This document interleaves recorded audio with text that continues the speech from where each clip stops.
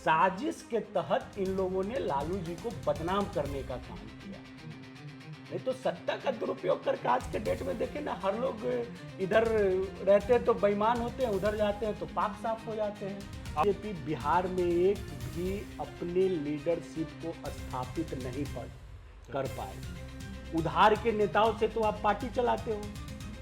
आज बीजेपी बिहार में उधार के नेताओं से चल रही है, बीजेपी का अपना कोई नेता नहीं है। सम्राट चौधरी तो वो व्यक्ति है, हम तो राजनीति का प्रीमेच्योर चाइल्ड उनको बोलते हैं। प्रीमेच्योर चाइल्ड का मतलब होता है कि समय से पहले जिसका राजनीतिक जन्म हो गया हो। तो सम्राट चौधरी का तो समय से पहले राजनीतिक जन्म लालू जी के राजद वाले हॉस्पिटल में हुआ। नमस्कार, आज बात होगी बिहार की राजनीति को लेकर। जब भी बिहार का जिक्र होता है तो बिहार के गौरवशाली इतिहास की बातचीत की जाती है और बिहार की राजनीति की, साथ ही बिहार के आईएएस और बिहार के मजदूर, ये चार तरह की जो है चर्चा होती है। इस पे विस्तृत रूप से बात करने के लिए हमारे साथ हैं राजीव रंजन कोइरी, जो कि पूर्व में पत्रकार रहे हैं, इन दिनों राजद नेता हैं और इनका मानना है कि राजनीति से ही देश बदलेगा, तो वो उतर आए हैं। बात करते हैं।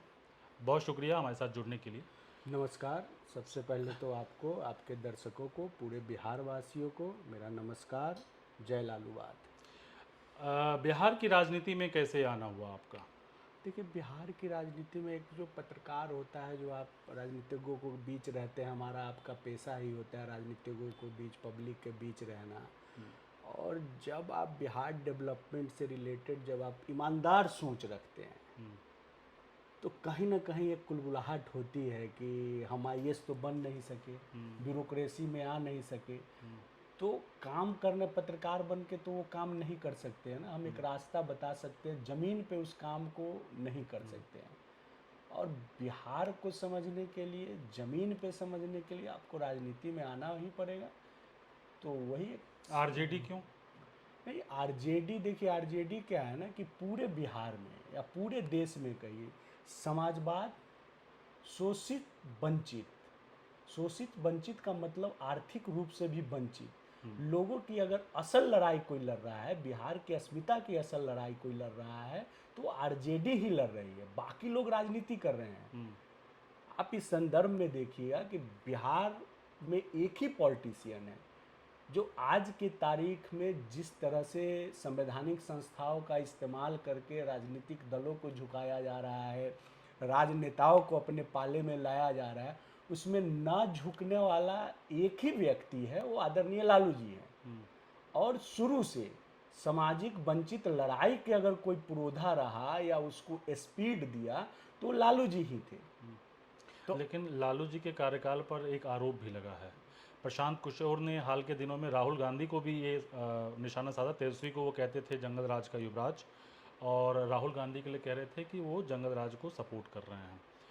तो ये छवि आप जानते हैं कि बिहार के लिए यही वजह है कि पिछले 2005 के बाद से लगातार पूर्णकालीन छोड़ दें, 4 साल बीच का, 2-2 साल, तो एनडीए प्लस नीतीश की सरकार रही है, मतलब बीजेपी प्लस नीतीश की सरकार रही है। आपको ये डर नहीं लगा कि यार मैं भी उसी एक इमेज जो एक ख़राब बना दी गई है, मेरी राजनीति तो शुरुआत में ही ख़त्म हो जाएगी? आप प्रशांत जी क्या बोलते हैं, नहीं बोलते, एक मानसिकता के लोग हैं। देखिए, कोई भी मानसिकता जो होती है ना, वो किसी जाति से नहीं होती, एक दिमागी उपज होती है। और जिस राज को जंगल राज कह रहे हैं ना, शोषक, शोषक, आप शब्द सुनिएगा, शोषक से शासक बनने का राज था। आप उसको जंगल राज नहीं कह सकते। इसको बड़ी आसानी से आप समझ सकते हैं। हम और आप मीडिया संस्थानों में काम किए हैं। जब किसी संस्थान में जब संपादक का बदलाव होता है तो एक संपादक अपनी टीम लेके आता है, दूसरा संपादक अपनी टीम लेके जाता है। तो जो संपादक अपनी टीम लेके आया या और जो संपादक अपनी टीम लेके गया, तो जो जाने वाला जो संपादक होता है ना, वो जो आया उसकी बुराई करता है, अरे यार ये क्या कर लेगा, ये तो इस टाइप का है। और जो पाइपलाइन में जो संपादक बनने के होड़ में जो उस संस्थान में होते हैं, जो बन नहीं पाते, तो वो फिर कहते हैं अरे यार ये तो आके यहाँ कोई स्टोरी नहीं कर रहा है, इसके पास कोई कंटेंट नहीं है, कोई काम नहीं कर रहा। तो प्रशांत किशोर जी जैसे लोग जो है ना, चाहे उस टाइप की मानसिकता रखने वाला भारतीय जनता पार्टी हो या कोई अन्य लीडर हो, वो इस तरह की बात करते हैं। हम और आप बिहार से बिलोंग करते हैं। अब 90 के पहले का बिहार और 90 के बाद का बिहार, दोनों चीज़ को देखिएगा। 90 के पहले एक वर्ग था, एक ऐसा वर्ग था कि जिसको सामाजिक रूप से वंचित किया हुआ, उस वर्ग की लाठी बने लालू जी, उस वर्ग के उद्धारक बने लालू जी, उस वर्ग के आवाज बने लालू जी। और ये सारी चीज़ों ही मंडल कमीशन आने के बाद, और जिस जंगल राज की प्रशांत किशोर बात करते हैं, प्रशांत किशोर जी डाटा मैनेजर हैं। उनको पता होगा कि उस जंगल राज के जितने पुरोधा क्रिमिनल थे, आज वो कहाँ पे है और किस दल में है, कौन व्यक्ति था, किस समाज से था। आरजेडी के दो नेताओं का नाम लेके आप जंगल राज जंगल राज जंगल राज, जब सत्ता परिवर्तन होता है ना, सत्ता के साथ साथ एक सामाजिक परिवर्तन था। जब सामाजिक परिवर्तन होता है तो सत्ता के होड़ में थोड़ी छोटी बहुत घटनाएं होती है, लेकिन इन लोगों ने एक साजिश के तहत, भाजपा और उसमें नीतीश कुमार जी के भी लोग शामिल हैं, एक साजिश के तहत इन लोगों ने लालू जी को बदनाम करने का काम किया। नहीं तो सत्ता का दुरुपयोग करके आज के डेट में देखें ना, हर लोग इधर रहते हैं तो बेईमान होते हैं, उधर जाते हैं तो पाक साफ हो जाते हैं। आपने शोषित वर्गों की बात की।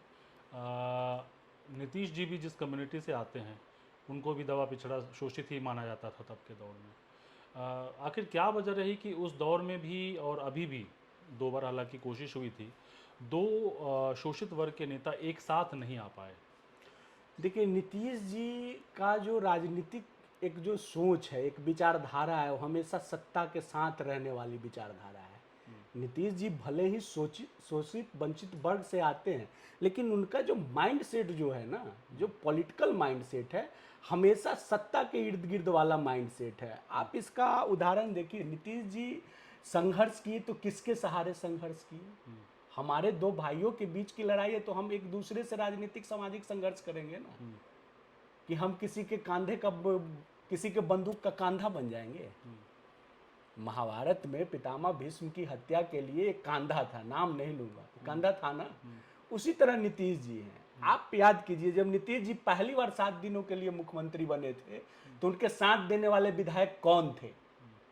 वो सारे के सारे अपराधी थे, और बड़े अपराधी थे, जिनके ऊपर हत्या, लूट, अपहरण, जिसकी वजह से बिहार को जंगल राज लोग बोलते हैं। कोर्ट ने कहा था पटना नगर निगम में जो कूड़ा जो फैला हुआ था रास्ते पे, कोई हाई कोर्ट के सामने कूड़ा कचरा फैला हुआ था, तो उस कूड़े कचरे को देख के कोर्ट ने स्वतः नोटिस में कहा कि ऐसा लगता है कि यहाँ जंगल राज हो गया है, कि लोग जहां मन वहां कूड़ा कचरा फेंक देते हैं।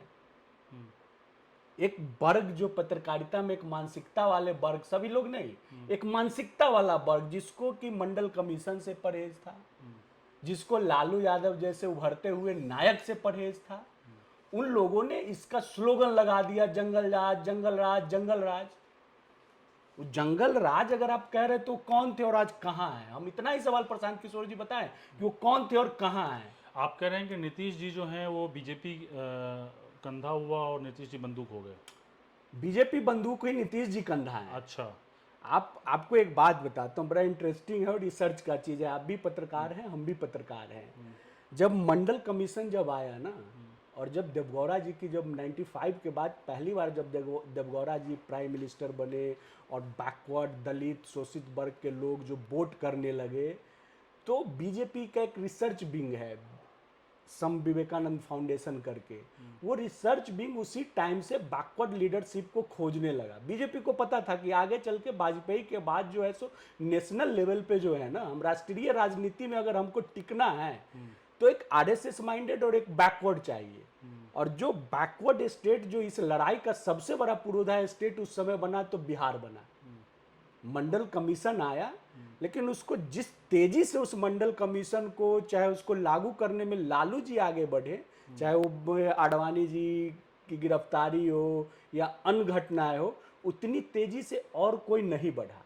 और बिहार जिस तेजी से उस लड़ाई को आगे बढ़ के लड़ा, उतनी तेजी से दूसरे स्टेट कम बढ़े, तो लालू जी को टारगेट किया गया। लेकिन फिर क्या वजह रही कि उसके बाद इतने सालों में कभी वापसी नहीं हो पाई आरजेडी की? देखिए, वो अलग अलग वजह है, उसकी सीमाएं अलग अलग हैं। आप उसकी सीमाएं क्या है, जब मंडल कमीशन आया उसके बाद देश में दो वर्ग हो गया, बैकवर्ड फॉरवर्ड। मीडिया ने भी बैकवर्ड फॉरवर्ड की लड़ाई छेड़ी। लालू जी उस राजनीतिक लड़ाई को लड़ते रहे, आज भी लड़ रहे हैं। लालू जी को कोर्ट कचहरी में उलझाया गया, और लालू जी इस चीज़ से उलझने के बाद भी आज तक नहीं झुके हैं।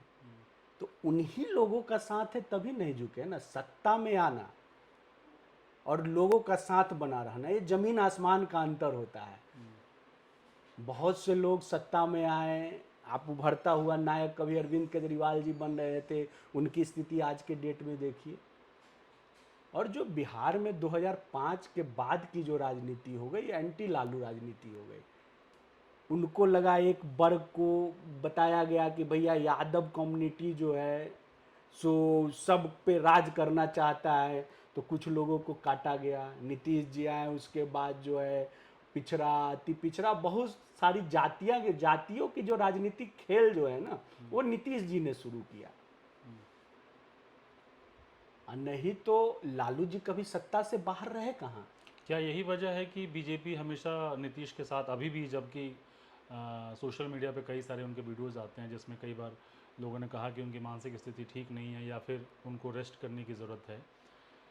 आखिर क्या वजह है कि बीजेपी, जिसके पास अभी नेतृत्व, जो राष्ट्रीय नेतृत्व है, सबसे बड़ा चेहरा है, मुझे लगता है ना भूतो ना भविष्य वाली बात है, बिहार में एक चेहरा नहीं दे पा रहा है? आप जाति वाली सोचिए, मजबूरी? आप सोचिए कि आपको खुद सोचना चाहिए कि जो पार्टी अपने आप को क्लेम कर रही हो कि दुनिया की सबसे बड़ी पार्टी है, हाँ? दुनिया की सबसे बड़ी पार्टी है, इस लोकतंत्र में उत्तर प्रदेश के बाद सबसे ज़्यादा जनसंख्या वाला स्टेट है, या राजनीतिक रूप से जागरूक स्टेट है बिहार। आज तक बीजेपी बिहार में एक भी अपने लीडरशिप को स्थापित नहीं कर पाई। किस बात का दुनिया के आप सबसे बड़ी पार्टी हो? उधार के नेताओं से तो आप पार्टी चलाते हो। आज बीजेपी बिहार में उधार के नेताओं से चल रही है, बीजेपी का अपना कोई नेता नहीं है। सम्राट चौधरी भी। सम्राट चौधरी कौन है? सम्राट चौधरी तो वो व्यक्ति है, हम तो राजनीति का प्रीमेच्योर चाइल्ड उनको बोलते हैं। प्रीमेच्योर चाइल्ड का मतलब होता है कि समय से पहले जिसका राजनीतिक जन्म हो गया हो। तो सम्राट चौधरी का तो समय से पहले राजनीतिक जन्म लालू जी के राजद वाले हॉस्पिटल में हुआ। बिना उम्र पूरा हुए वो मंत्री बन गए थे, और इन्हीं बीजेपी और समता पार्टी के नेताओं के केस करने पे माननीय राज्यपाल ने उनको बर्खास्त किया था। और उनके जैसे बड़बोले गालीबाज नेताओं के दम पे बीजेपी सत्ता में आना चाहती है। तो आप सोचिए कि बीजेपी सैद्धांतिक रूप से कितना कमजोर है, राजनीतिक रूप से कितना कमजोर है। ये तो सोचने वाली बात है ना। आप दुनिया को साबित कर रहे हैं, लाल किला पे खड़ा होकर आप भाषण दे रहे हैं, और आपके पास एक अपना नेता नहीं है। कल होके अगर देश की राजनीति के प्रोस्पेक्ट में आप देखें, तो कोई विपक्षी दल का नेता अगर बीजेपी से प्रधानमंत्री का कैंडिडेट हो जाए तो बीजेपी की लीडरशिप हुई। आज 80% बीजेपी में जो मंत्री बने हुए हैं, चाहे जो सांसद है, लीडर है, वो सब के सब कांग्रेसी है। तो वो बीजेपी की लीडरशिप नहीं हुई ना, तो कांग्रेस की लीडरशिप है। और वो अवसरवादी राजनीति की शिकार पार्टी है। बीजेपी का अपना कोई पॉलिटिकल वजूद नहीं है। क्या इसीलिए नीतीश जी और बीजेपी की अच्छी बनती है? जैसा आपने कहा कि नीतीश जी भी सत्ता में रहना चाहते। दोनों सत्ता लोलुप है। जिस नीतीश जी को आप सुशासन का नाम देते हैं, आप उस नीतीश जी से पूछिए कि आप अगर सुशासन वाले व्यक्ति थे तो 7 दिन के लिए जब आप पहली बार सीएम बने थे, तो उन अपराधियों का साथ क्यों लिया? आपके इंडिया टुडे ने उसको स्टोरी कवर किया था, मैं तो कवर पेज आपको दे दूं। नीतीश जी को बताना चाहिए ना। और नीतीश जी के इतने लंबे शासन काल में उन अपराधियों को सजा क्यों नहीं हुई? ये रिसर्च का चीज है ना। बड़े कितने अपराधियों को सजा हुई? एक को भी नहीं, मुश्किल से एक दो लोग जो नीतीश जी के समर्थक नहीं बने, उनके साथ जो हुआ हो उस पर नहीं, वो न्यायालय का डिसीजन है या बहुत सारी चीजें हैं जिसको कि आप नहीं बोल सकते हैं या हम नहीं बोल सकते हैं। लेकिन ये नीतीश जी की अंतरात्मा को भी पता है कि नीतीश जी ने क्या दिया है बिहार को। मगर नीतीश जी इतने बुरे हैं और बीजेपी इतनी बुरी है, तो फिर क्या वजह है कि आरजेडी वापसी नहीं कर पा रही है कभी भी? हम कहाँ वापसी नहीं कर पा रहे हैं? मतलब नीतीश जी के साथ आप आए थे तब वापसी कर हम पाए नीतीश जी के साथ कब आए थे? आप एक बात बताइए कि नीतीश जी और भाजपा 2020 की लड़ाई में हमारे नेता लालू यादव जी भी साथ में नहीं थे, वो अलग थे। पूरे चुनाव का नेतृत्व तेजस्वी जी कर रहे थे। युवा नेता हैं, रोजगारमयी नेता हैं, और हम सबसे बड़ी पार्टी के रूप में आए थे।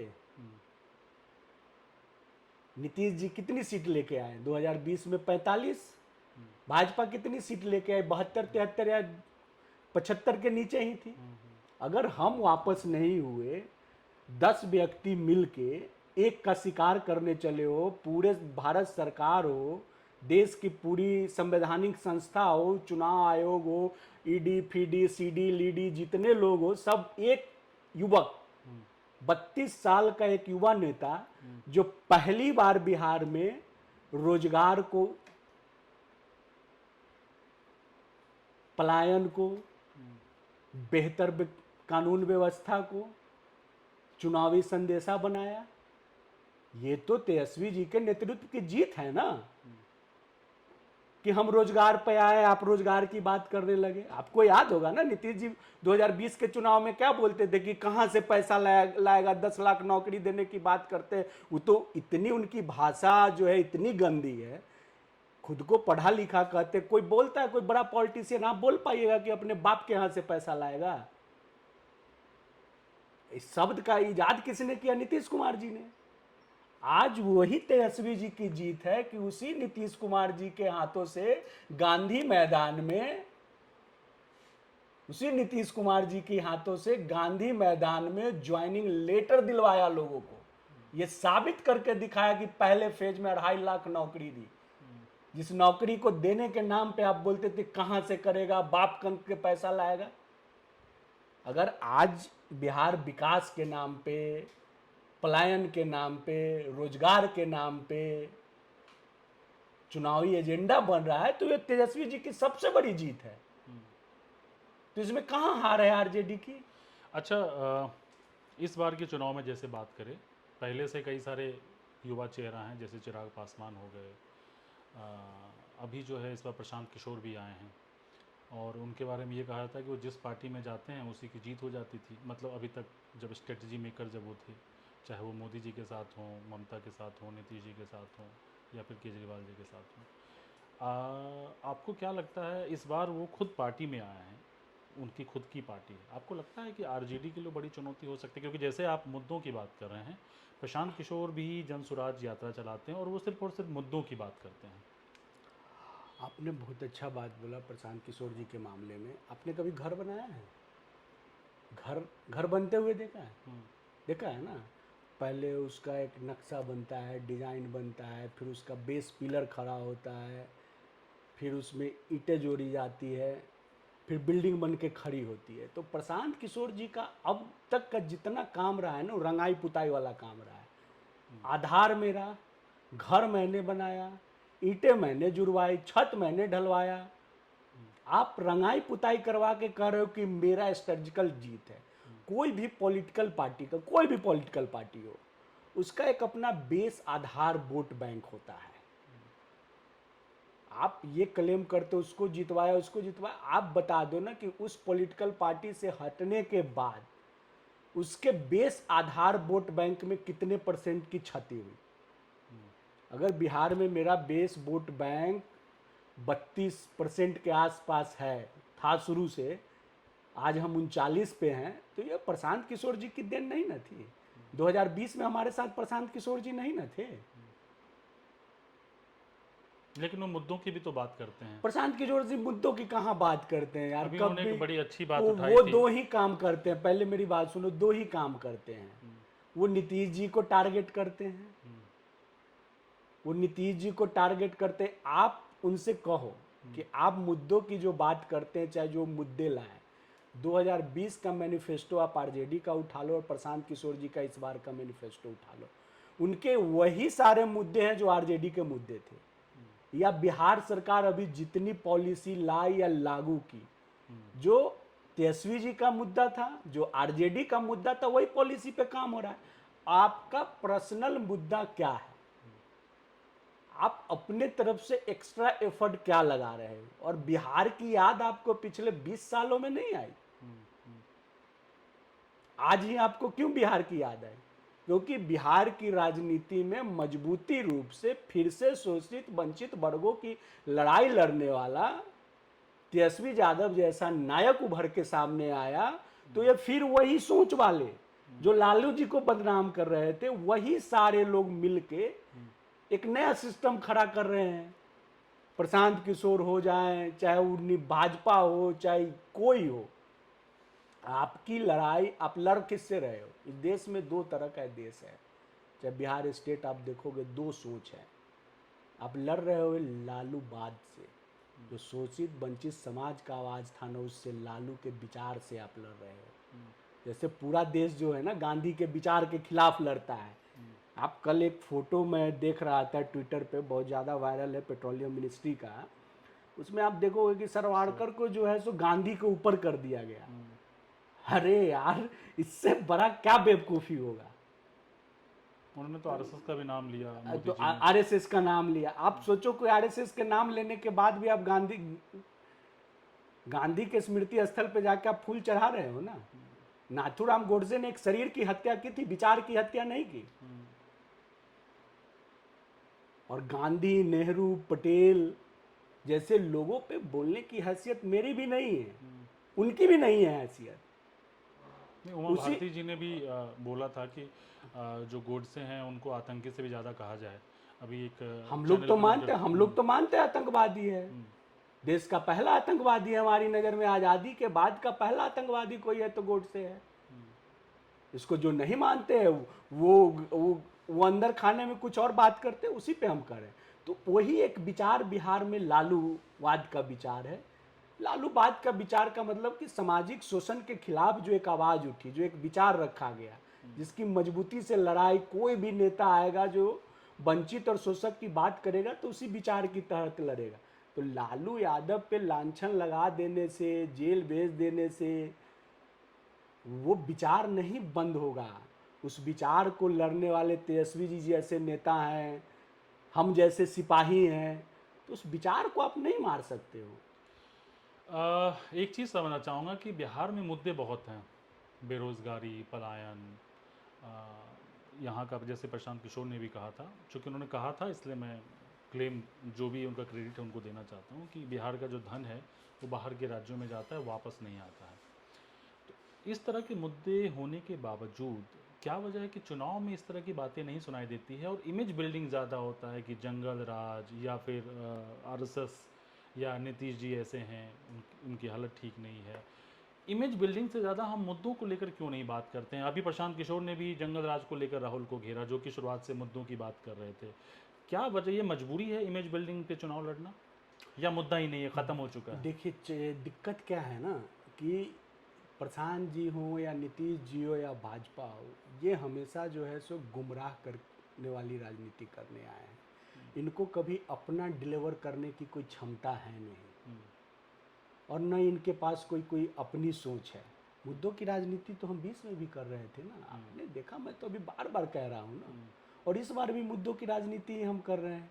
वो चाहे 2500 माँ बहन योजना हो, 1500 वृद्धा पेंशन हो, डोमिसाइल नीति हो, फॉर्म जो छात्रों को जो फॉर्म भरने का पैसा जो ज़्यादा लगता था वो हो। मेरे ही सारे मुद्दों को कॉपी पेस्ट करके ना सरकार उसको लागू कर रही है। इससे पहले तो बिहार की सरकार ऐसा नहीं कुछ कर रही थी। कभी आपने मुद्दा बेस बात करते हुए नीतीश जी को देखा है? अब बता दीजिए उसके लंबे पॉलिटिकल कैरियर। नहीं, मैं वही जानना चाहता मैं हूँ कि उसी- क्या उसी मुद्दा पे आ खत्म रहा हो हूँ। गया है क्या? मुद्दा क्योंकि अगर सरकार देखिए, में वही लोग हैं तो ऐसा मुद्दा लगता है कि मुद्दा क्या है है नहीं ना, बिहार में कुछ। क्या उसी पे मैं आ रहा था। क्या है ना कि हम लोग जो है ना जात की बात करते करते बिहार की बात करना भूल गए हैं। और हमारे नेता तेजस्वी जी बिहार की बात करते हैं, चाहे हम जैसे युवा लोग जो पत्रकारिता छोड़ के राजनीति में, हम लोग बिहार डेवलपमेंट के लिए वहाँ राजनीति करने गए हैं। हम निजी डेवलपमेंट के लिए नहीं गए हैं। निजी डेवलपमेंट बहुत है, क्या कर लेंगे यार, कोई चोर बेईमान तो है नहीं, करप्ट तो है नहीं, स्वतंत्रता सेनानी के परिवार से हूँ, सोशल जस्टिस वाले परिवार से हूँ, फादर मेरे आर्मी में रहे, मदर मेरी शिक्षिका रही, तो हम तो वहाँ जाके चोर बेईमानी तो करेंगे नहीं। और इतना इनकम है कि वेल एस्टेब्लिश लाइफ दिल्ली में भी जी लूँ। लेकिन जब बिहार जाता हूँ तो एक दिमाग में एक शब्द आता है, एक चेहरा आता है, वो मेरा बेटा है 4 साल का। वो लास्ट टाइम गया तो बोला पापा अब नहीं आऊँगा यहाँ। तो मैं कुछ ऐसा करूँ क्यों कि नहीं मेरे आऊँगा? वहाँ इंफ्रास्ट्रक्चर उस टाइप का नहीं है, हॉस्पिटल्स नहीं है, रोड नहीं है, कहने को आप फर्जी उस गाथा 4 जरूर। साल के बच्चे में ये समझ है। हाँ, मैं तो स्वीकार रहा हूँ ना कि नीतीश जी, आप देखिए नीतीश जी कहने को इंजीनियर है, आप भी रिसर्च कीजिए, हम भी रिसर्च किए हुए हैं। बिहार में अपना कोई टाउनशिप डेवलपमेंट प्लान बिहार का नहीं है। अब जब मुद्दों की बात करते हैं तो मैं इसको 4 फेज में आपको बताता हूँ। बिहार का अपना कोई टाउनशिप डेवलपमेंट प्लान नहीं है। हमको लगता है कि कंकड़बाग और पाटलिपुत्रा को बसाने के बाद आज तक बिहार सरकार ने कोई टाउनशिप डेवलपमेंट प्लान नहीं लाया। दिल्ली, गाजियाबाद, नोएडा जैसे शहरों में है ना, या यूपी के हर डिस्ट्रिक्ट में एक डेवलपमेंट अथॉरिटी है, गाजियाबाद डेवलपमेंट अथॉरिटी है, नोएडा डेवलपमेंट अथॉरिटी है, उसी तरह दिल्ली डेवलपमेंट अथॉरिटी है। बिहार के पास बिहार डेवलपमेंट अथॉरिटी कोई है इस तरह का शहरीकरण? आप बताएं मुझे, हम तो आप ही से पूछ रहे हैं, आप बताएं। आप देख रहे हैं बरसात के पानी में पटना डूब जा रहा है। और हास्यास्पद तो आप इस चीज़ पे जानिएगा कि बिहार के 2 बड़े नेता जिन्होंने अपनी राजनीतिक लड़ाई की शुरुआत ही की थी 2 मुद्दों पे, नीतीश कुमार जी, जो आपका शायद घर बेगूसराय की तरफ है ना, मोकामा बेगूसराय, वो टाल इलाका होता है, टाल क्षेत्र के डेवलपमेंट की लड़ाई को लेकर नीतीश कुमार जी ने पहले, आप उनकी देखिएगा तो वो उसका बैनर पोस्टर लगा के घुमा करते। आज तक टाल का क्या है आपको भी पता है, मुझे भी पता है। और दूसरे नेता सुशील मोदी जी, उनका कहना था कि पटना महानगर में जो जल जमाव जो है ना, उसको हम खत्म करके रहेंगे। वो ऐसा नारा देने वाले लोग खुद पटना की पानी में डूब गए। और शर्म तो तब आनी चाहिए कि बिहार की सरकार और खास के पटना जिला जो है प्रशासनिक उनको वहाँ से रेस्क्यू करा के बाहर लाया। और नहीं कहना चाहिए, अब चले गए हैं, आदरणीय है। कोई भी आदमी चला जाता है, देखिए पॉलिटिकल विचारधारा अलग अलग होना, लेकिन व्यक्तिगत रूप से, लेकिन आप सोचिए कि 2 बड़े नेता जिन्होंने 2 क्षेत्रों की लड़ाई की नींव रखी और वो 2 काम आज तक नहीं हुए। मगर सड़कों की हालत तो पहले से बेहतर हुई है। जो अब जिस कौन से, मोकामा टाल की आप बात कर रहे हैं, उधर भी अब मैं अभी गया था रिसेंटली, तो सड़कें बनी हैं। ऐसा नहीं है कि बिल्कुल भी विकास नहीं हुआ है। आप सड़कें कब बनी?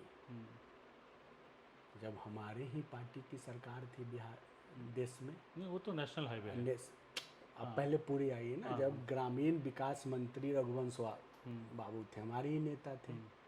हम जब यूपीए गवर्नमेंट 1 में जब हम थे, तो 2005 से पहले क्या था ना कि जितने भी सड़कें और डेवलपमेंट अथॉरिटी हो, आप बाहर से किसी भी वर्ल्ड बैंक हो गया, नबार्ड जैसे संस्थाओं से आप डायरेक्ट लोन नहीं ले सकते थे।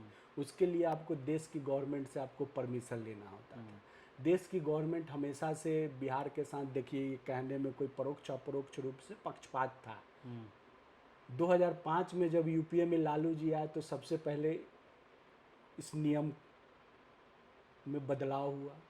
बदलाव होने के बाद वर्ल्ड बैंक से पैसा आया, जितना ग्रामीण विकास मंत्रालय से हर गांव को सड़क से जोड़ा गया। और एनएचआई बनना, फिर से मैं कह रहा हूँ, वो देश के विकास के लिए है। उसमें बिहार भी जिस रास्ते से आप गुजरिएगा वो बनेगा ही बनेगा। हमारा ये कहना है कि आज की तारीख में बिहार के गांव बरसात की पानी में डूब जाते हैं। अब बात कुछ समझिएगा, मैं फिर से बता रहा हूँ, मैं अभी झेल के आया हूँ। मैं 15 दिन पहले जब दिल्ली आया तो इस चीज़ को झेल के और देख के आया हूँ। शहर तो छोड़ दीजिए, ग्रामीण इलाका आज के डेट में पानी में डूब जा रहा है। अब जब इंफ्रास्ट्रक्चर डेवलप हो रहा है, जब रोड बन रहा है, तो आप देखिएगा कि कहीं आपके नाला पानी निकासी का कोई योजना नहीं है आपके पास। क्या होता है जब रोड बनता है, जिनका जमीन होता है, रोड चाहे जहाँ से पानी निकासी का, उसके सामने घर हो गया और नाला ब्लॉक हो गया, पानी जाएगा कहाँ? मतलब आरजेडी सरकार में आई तो ये व्यवस्था बेहतर हुई।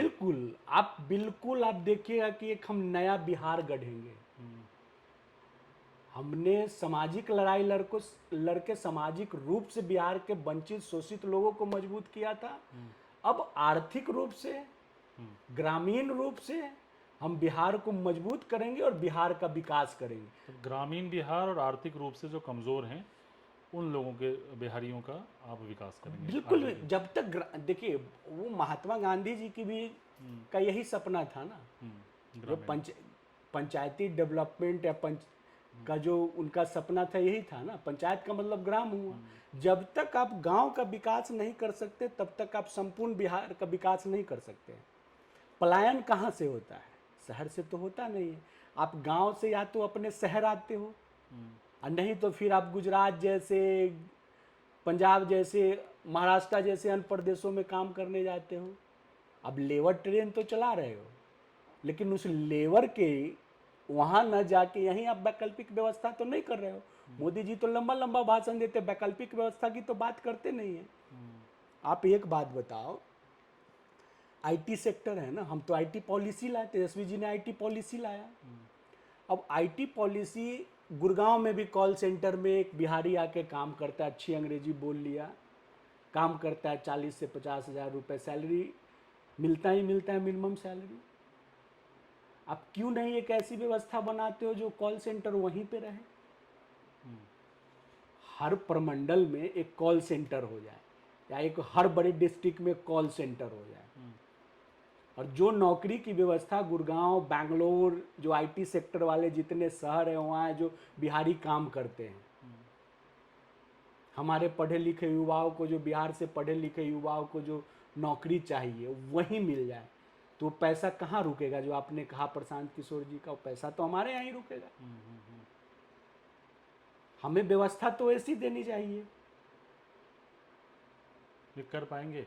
बिल्कुल कर पाएंगे, करके दिखाया है भाई, हम तो डिलीवर किए हैं ना। नहीं, लेकिन अभी जो आप कह रहे थे कि गांधी के जो विचार हों अभी तो आया नहीं है, काफ़ी पहले वो किताब लिख गए थे, लेकिन कोई भी पॉलिटिकल पार्टी हो, उनके विचारों को सैद्धांतिक तरीके से, वो बस कहने में है उनका, लेकिन वो लागू नहीं कर पाए हैं। हमने तो लागू, सब गांधी को बोल के आए। नहीं, हमने तो लागू किया। गांधी तो शोषित वंचित की लड़ाई लड़ते थे, लालू जी ने वो लड़ाई लड़ा ना। लेकिन उस दौर में अपराध भी बहुत बढ़ा था। अब मैं तो बार बार कह रहा हूँ कि अपराध किसने बढ़ाया? मगर सर, क्राइम तो आप ही के किसने? हाथ में था ना, नहीं, नहीं, क्राइम लॉ एंड ऑर्डर तो आप ही के हाथ में था। अब देखो, अभी भी law and order Nitish ji के हाथ में है। बिहार में दारूबंदी है। आप जाओ, एक फोन कॉल करो, आपके घर पे दारू डिलीवर हो जाएगा। तो नीतीश जी बेचवा रहे हैं। या तो आप इसको मानोगे ना कि भाजपा और नीतीश जी की लॉ एंड ऑर्डर का फेल्योरिटी है? आप जाओ, 13 साल से 16 साल का लड़का स्मैक पी के सोया हुआ है। आप दो रूप में नहीं देखो। हम जब शोषित को शासक के रूप में जब आप बदल रहे थे, तो उस चीज को बदनाम करने के लिए आपने अपराध को चुना। जो एक वर्ग जो पहले भी अपराधी था, उसने चरम पे अपराध को लाया। कुल मिला के आप ये कह रहे हो कि अपराध तब भी था, अभी भी है, उससे ज्यादा अपराध है, उससे ज्यादा अपराध है, बदनाम किया गया मीडिया संस्थानों के द्वारा, संवैधानिक संस्थानों के द्वारा।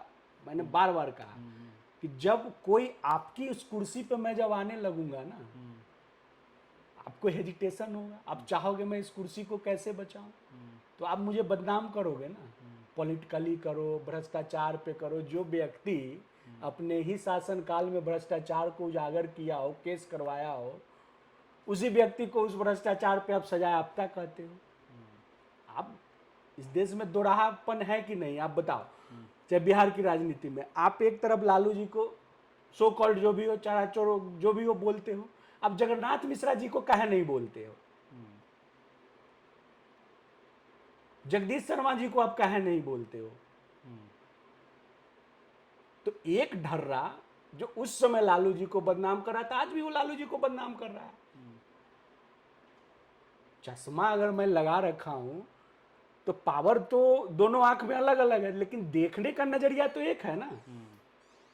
मुझे अगर सामने दीपक जी दिख रहे हैं तो दीपक जी ही दिखना चाहिए ना। अब हम कहने लगे कि अरे दीपक जी क्या है, दीपक जी का तो ये देखो दाढ़ी पका हुआ है, बाल पका हुआ है। यानी आप दीपक जी को पार्टिकुलर रूप से जताना चाह रहे हो कि आपका उम्र हो गया, आप बदनाम करना चाह रहे हो। दाढ़ी पकाओ या बाल पकाओ उससे मतलब नहीं होना चाहिए। बेसिकली इमेज बिल्डिंग ये खराब की पूरा गई। इमेज बिल्डिंग का खेल है। और नीतीश कुमार जी की जो राजनीति है, चाहे भाजपा की जो राजनीति है, हमेशा इमेज बिल्डिंग की राजनीति रही। इसी वजह से भारतीय जनता पार्टी आज तक बिहार में अपने दल के, अपने जो शुद्ध विचारधारा, जो उनकी जो शुद्ध विचारधारा है, उससे जुड़े हुए किसी एक व्यक्ति को नेता के रूप में नहीं खड़ा कर सकी। हमेशा उधार के नेताओं से काम चलाया। आज नीतीश जी इधर चले आएंगे तो कल से नीतीश जी को यही लोग पागल घोषित करने लगते। जीतनराम मांझी जी और चिराग पासवान जी जैसे लोग तो मेडिकल जांच और बुलेटिन की बात करते थे, क्योंकि हम नीतीश जी को भी साथ रख के बिहार के विकास के लिए काम कर रहे थे, बिहार को नौकरी दे रहे थे। और नौकरी देखिए, फिर मैं कहता हूँ, हमारे मिडिल क्लास में चाहे वो किसी भी कास्ट का हो, नौकरी का मतलब होता है सरकारी नौकरी। प्राइवेट नौकरी कभी नहीं माना गया है कि ये नौकरी है। उसको आप रोजगार कह सकते हो, नौकरी नहीं कह सकते हो। अब प्राइवेट में कितने भी बड़े पद पे आप बैठ जाओ, लेकिन हमारे आपके माता पिता, जहाँ तक मैं अपने माता पिता को समझता हूँ, वो हमको बेरोजगार ही समझते थे। मीडिया में नौकरी भी करते थे, कहते अरे यार तुम इससे बेहतर सिपाही हो जाता। तो हम तो नौकरी दिए हैं, आगे देने का बात कर रहे हैं, बिहार विकास की बात कर रहे हैं। हमने आईटी पॉलिसी लाया, हम टूरिज्म पॉलिसी लेके आए, हम खेल पॉलिसी लेके आए। लालू जी के शासनकाल में 7 विश्वविद्यालय बने।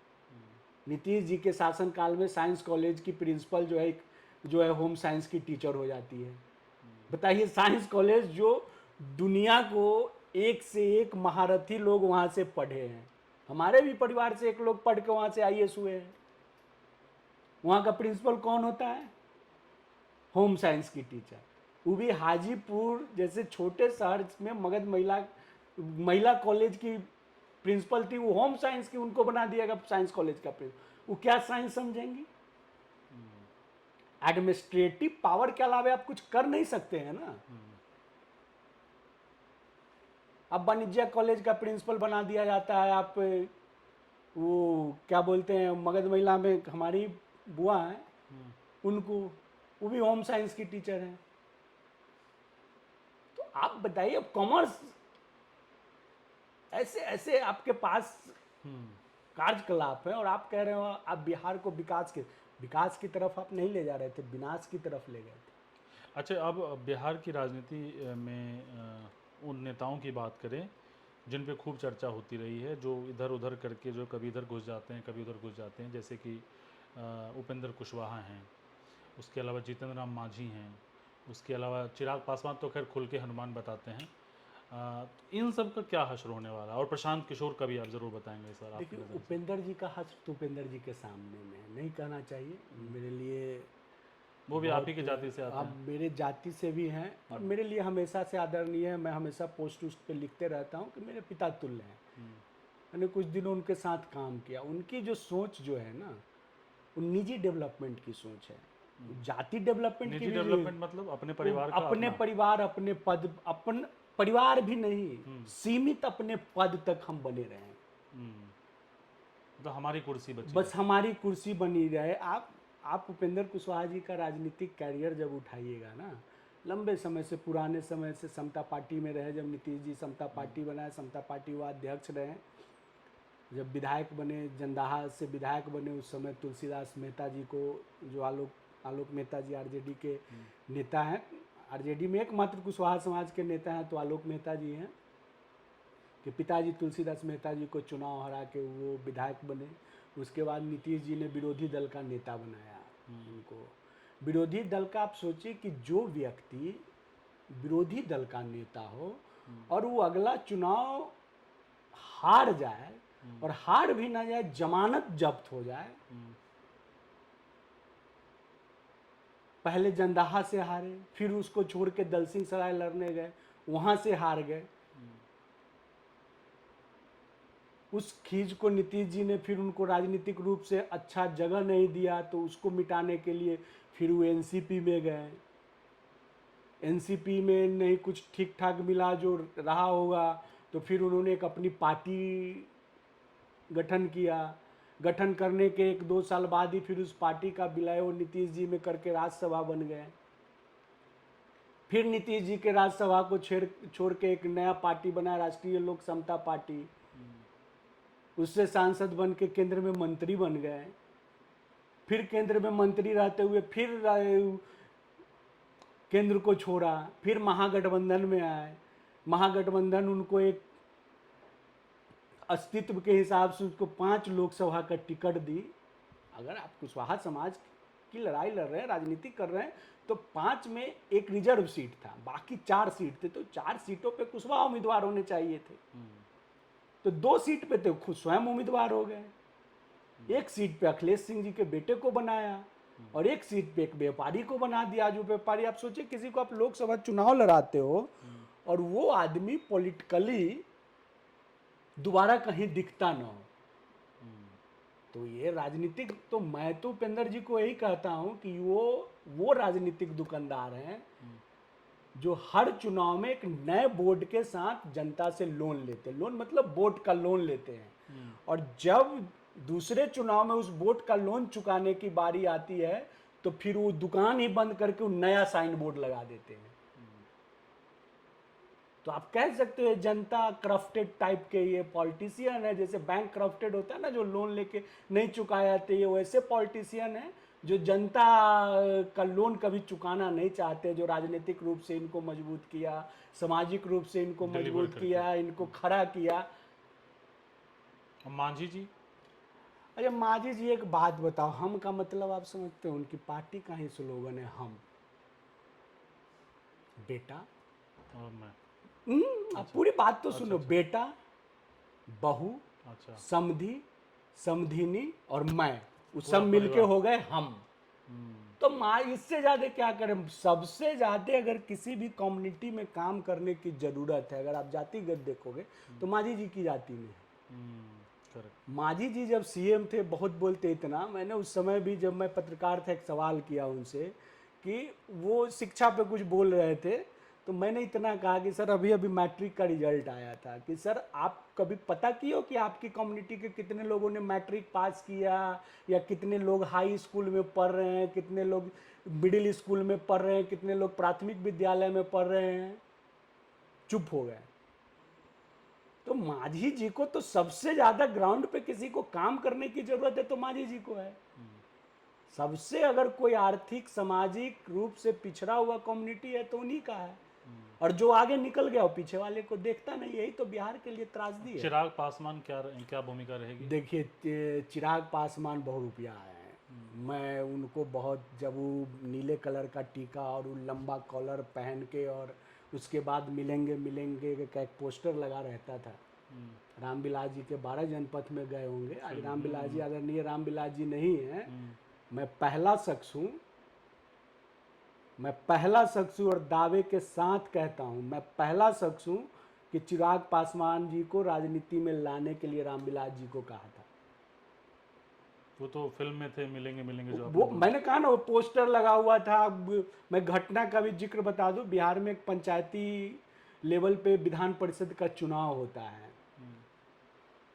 तो जितने लोग थे हमारे यहाँ से, अजय कुशवाहा जी लड़े थे, वो क्या बोलते हैं, नालंदा से शायद रंजीत डॉन जी की पत्नी लड़ी थी और स्वयं लड़ी थी। ये सारे लोग रंजीत चुनाव, डॉन जो मेडिकल वाला हाँ पेपर लीक करवाते थे। ये सारे लोग चुनाव हार गए थे, और ये सारे लोग आए हुए थे, और रामविलास जी पत्रकारों को खाने पे बुलाए हुए थे, जिसमें मैं था, सीनियर पत्रकार रमन झा जी थे, असित कुणाल, मिथिलेश सिंह, संजीव द्विवेदी, आसिफ कुणाल, ये मिथिलेश सब पत्रकार। हाँ ये सब के सब थे।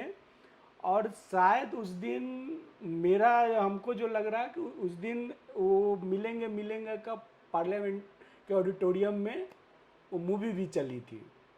ऐसे ही खाने के टेबल पे बैठे हुए थे तो बात चली, तो पहले रामविलास जी से चर्चा चलने लगी, तो मुझे थोड़ा सा ज़्यादा दुख था हाजीपुर के चुनाव को लेके, क्योंकि वहाँ अजय कुशवाहा जी चुनाव हारे थे, जो अभी आप देखे होइएगा कुशवाहा महापंचायत करके हम लोग लोकसभा में एनडीए के खिलाफ, चाहे जो कहिए कुशवाहा समाज के खिलाफ, तो वहाँ भी क्या हुआ देखिए साजिश क्या, वहाँ भी भाजपा के एक नेता को खड़ा कर दिया गया।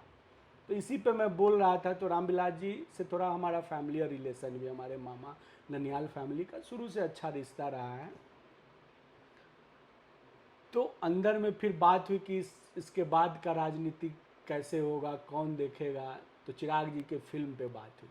हम बोले सर कहाँ इनको यहाँ पे लगा रखे हैं, फिल्म इंडस्ट्री एक ऐसा जगह है जहाँ की एक व्यवस्थित लोगों का राज चलता है, उसमें कहाँ टिक पाएंगे। सो आप इनको पॉलिटिक्स में क्यों नहीं लाते हैं? यहाँ आपका राज है, यहाँ ये आपकी पार्टी है, आपका पॉलिटिकल पार्टी है, आज न कल तो आना है। और देख लीजिए इसमें कहीं कोई दोराहापन नहीं है। जो मैं इसको क्लियर कर दूं, जो परिवारवाद ये सब बोलते हैं ना, बेवकूफ़ों वाली बात है। सिंपल सा बात है, मैं कोई व्यवसाय करूँगा ना, कोई भी काम करूँगा, चाहे मेरा पैतृक संपत्ति होगा, तो उसका उत्तराधिकारी मेरा बेटा ही होगा या मेरी बेटी होगी, जो भी मेरे परिवार के लोग हैं। अब राजनीतिक व्यक्ति तो कोई व्यवसाय व्यापार तो करता नहीं है, उनका वो काम जिस फील्ड में करेंगे वही डिलीवर करेंगे ना, अपने बच्चों को वही देंगे ना।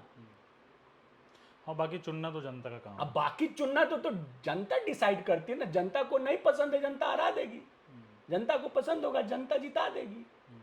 तो मैंने रामविलास जी को कहा, और उसके बाद इनको पार्लियामेंट्री बोर्ड का रिकॉर्ड उठा लीजिएगा। विनोद नागर जी पार्लियामेंट्री बोर्ड के राष्ट्रीय अध्यक्ष थे। लोजपा पार्लियामेंट्री बोर्ड को विनोद नागर जी को हटा के आदरणीय चिराग पासवान जी को बनाया गया था। और ये लंबी है, और ये कोई देखिए ये कोई राजनीतिक लड़ाई नहीं लड़ रहे हैं, ये पिताजी की विरासत को बेच रहे हैं। इनसे भी पूछिए ना कि सब अपने लिए कर रहे हैं। सिर्फ आप इनसे पूछिए ना, इनकी पार्टी में कोई कार्यकर्ता पासवान नहीं था, छोड़ दीजिए दूसरी पार्टी को, जिनसे मेहनत करवाए अजय कुशवाहा जैसे लोगों से, रविंदर सिंह जैसे लोगों से, संजय सिंह जैसे लोगों से मेहनत करवाएं, टिकट लोकसभा में नहीं दिया। टिकट किसको दिया? अब देखिए बिहार की राजनीति में क्या दोहरापन है। अशोक चौधरी जी कांग्रेस से जदयू जाते हैं, बेटी लोजपा से चुनाव लड़ती है, खुद बोले दामाद आरएसएस कोटा से वो बन जाता है। टिकट किसको दिया? अशोक चौधरी जी की बेटी को। टिकट किसको दिया? खगड़िया से। तो ये अपने पिताजी के राजनीतिक विरासत को बहुरूपिया बन के बेच रहे हैं। आप जमीन पे काम करने वाले कितने पासवान कर्जकर्ताओं को इन्होंने जगह दिया। अभी भी बिहार में आप देखिएगा संवैधानिक संस्था, जो पॉलिटिकल जो संस्था जो संवैधानिक रूप से जो बनता है, चाहे अनुसूचित जाति आयोग हो, युवा आयोग हो, जितने चीजें बनती उसमें किसको इन्होंने रखवाया? इस बार की लड़ाई किसके बीच है? नीतीश तेजस्वी या बीजेपी का चेहरा मान लिया जाए सम्राट चौधरी? और सम्राट चौधरी को सबसे पहले तो मैं आपके सवाल को ही मैं काटूंगा। सम्राट चौधरी जी को बीजेपी का चेहरा आप कैसे मानते हैं? उप मुख्यमंत्री हैं इसलिए कहा मैंने। उप मुख्यमंत्री हो जाने से कोई चेहरा हो जाएगा? बीजेपी को हिम्मत है? मैं चैलेंज कर रहा हूं यहां से कि आप इसको नोट कर लीजिए कि बीजेपी को हिम्मत है कि सम्राट चौधरी को चेहरा बना दे। मैं चैलेंज करता हूं कि बीजेपी को हिम्मत है सम्राट चौधरी को चेहरा बना दे। उप मुख्यमंत्री बनाया क्या पता? वो पद है। देखिए होता क्या, सबसे बड़ा पद होता क्या है ना, देखिए होता क्या है, वही मैं वही चीज समझा रहा हूँ। होता क्या है, जब आपके पास वोट बैंक की कमी हो जाए और सामने का गठबंधन, सामने का दल जो सबसे ज्यादा, मैं कोयरी हूँ, आपने सही सवाल छेड़ा, मैं कोयरी हूँ तो कोयरी राजनीति पे आता हूँ। बाद में मैं किससे लड़ाई है नहीं लड़ाई है ये बाद में मैं बताऊंगा। आप याद कीजिए 2024 के लोकसभा चुनाव में महागठबंधन ने 7 कुशवाहा नेताओं को टिकट दिया। भारी पैमाने पे कुशवाहा कम्युनिटी का वोट महागठबंधन को गया, जिसकी वजह से 10 सीट तो हम जीते ही जीते, और भारी जो जीत का जो मार्जिन था कम हुआ, हमारा वोट परसेंट जो 37 से 39 हो गया लोकसभा में। तो बीजेपी ने कुशवाहा वोट को टारगेट करने के लिए सम्राट चौधरी जैसे बड़बोले लोग को डिप्टी सीएम बना दिया। और सम्राट चौधरी कभी कुशवाहा के नेता नहीं हो सकते हैं, उनका कोई आधार नहीं है। कोई आधार नहीं। आप बेस बताइए ना, उनके जो पिताजी आदरणीय शकुनी चौधरी जी, स्थिरता नहीं है। 85 में कांग्रेस निर्दलीय विधायक बने, कांग्रेस में आ गए, मंत्री बन गए। 90 के चुनाव में फिर वो विधानसभा कांग्रेस से जीते, सरकार लालू जी की बनी, फिर वो इधर आ गए। लालू जी के बाद नीतीश कुमार जी ने एक लवकुश का नारा दिया, जो समता पार्टी की जो स्थापना हुई लवकुश के नाम पे स्थापित हुआ। उसमें शकुनी चौधरी जी को नेता बनाया, नीतीश कुमार जी खुद नेता बने, जबकि नेता उस समय सतीश पटेल जी थे। हम लोग उस समय से थोड़ा पॉलिटिकली एक्टिव हैं, तो जो जानते हैं। अब शकुनी चौधरी तो वहाँ लवकुश भाई भाई शेरे शकुनी का नाम दिया गया। ऐसा कौन सा वो शेरे शकुनी थे? हम आज भी बहुत इज्जत करते हैं। सम्राट जी बार बार कहते हैं कि लालू जी को सता के हम लालू जी हमको सता इसलिए राजनीति में। अरे जो व्यक्ति आपको अगर सताया, मान लीजिए हम आपको सताएंगे, आप कभी से हमसे संबंध रखिएगा? हम लोग तो उस जाति से आते हैं जो स्वाभिमान, सम्मान और संघर्ष की लड़ाई लड़के कुछ पाते हैं। सरकार बनी तो ये सब चीजें होंगी। ये बिल्कुल बिल्कुल हमारा तो एजेंडा है। आप चुनाव लड़ेंगे? नहीं, मैं तो 243 सीट पे चुनाव लड़ने जा रहा हूँ। जितने पे महागठबंधन लड़ेगी वो सारी की सारी मेरी सीट होगी। मेरा सिंगल है कि युवाओं को ज़्यादा से ज़्यादा आरजेडी से कनेक्ट करूँ, कुशवाहा समाज को ज़्यादा से ज़्यादा आरजेडी से कनेक्ट करूँ, महागठबंधन से कनेक्ट करूँ, और तेजस्वी जी के नेतृत्व में रोजगारमयी युवा सरकार को बिहार में बनाने का काम करूँ। मेरा निजी, देखिए क्या है कि निजी उपलब्धि ही आपकी उपलब्धि नहीं होती है। जब एक अभी आपने कहा क्यों मैं चुनाव लड़ूं, मेरी निजी उपलब्धि होगी। मैं विधायक बन जाऊं, जो बन जाऊं, निजी उपलब्धि होगी। सामाजिक उपलब्धि और बिहार की उपलब्धि तब होगी जब बिहार के डेवलपमेंट सोचने वाले लोग उस सत्ता में बैठे, उस कुर्सी पे बैठे हो, और उससे आप बुलंद आवाज में काम करवा सके। कल को तेजस्वी जी की सरकार बनेगी तो मैं कह सकता हूं ना कि मैं तो चुनाव नहीं लड़ा, मैं तो बिहार डेवलपमेंट के लिए आपसे हिस्सा बना था, आपसे जुड़ा था। तो बिहार का विकास होना चाहिए, इस इलाके का विकास होना चाहिए। तो एक सीट पे लड़के मैं पूरे बिहार को, पूरे समाज को कमजोर नहीं कर सकता हूं। तो मैं आपको यकीन दिलाता हूं, मैं चुनाव नहीं लड़ रहा हूं। मैं राजद का सिपाही हूं, और राजद के सिपाही के साथ साथ मैं बिहार का सिपाही हूं, बिहार के विकास का सिपाही हूं। और उसके लिए मैं जो बनेगा, जितना मुझसे होगा मैं करूंगा, सामाजिक रूप से, आर्थिक रूप से, राजनीतिक रूप से। चलिए, बातचीत के लिए बहुत शुक्रिया। राजनीति को लेकर अभी तो शुरुआत हुई हमारी बातचीत, आगे भी हम करेंगे, बिहार भी जाएंगे, वहाँ पे भी हम लोग देखेंगे ज़मीनी स्तर पे क्या काम हो रहा है, कहाँ काम करने की गुंजाइश है। लेकिन बतौर बिहारी ये मेरी ख्वाहिश है, सपना है, पता नहीं पूरा होगा, कि कोई एक ऐसा राजनीतिक दल आए जो बिहार का वाकई में जो है विकास करे।